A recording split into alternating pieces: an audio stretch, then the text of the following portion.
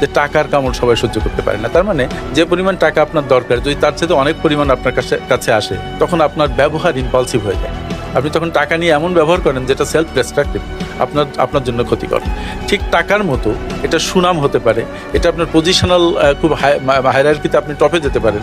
যে কোনো ভার অনেক মানুষই নিতে পারে না। আমার ক্ষেত্রে আমার মনে হয় না যে আমার এমন কোনো ভার হয়েছে।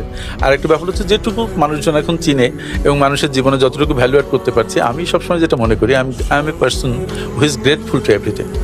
আমি মনে করি যে এই যে একটা সুযোগ আল্লাহ আমাকে করে দিয়েছেন, যে লাখো লাখো মানুষ আমার কথা শুনছেন, হয়তো হাজার বা শত মানুষ আমার কথা দ্বারা উপকৃত হচ্ছেন, তারা কথাগুলো গ্রহণ করছেন, তাদের জীবনে ইমপ্লিমেন্ট করছেন, এটা আমার জন্য অনেক বড় একটা প্রাপ্তি।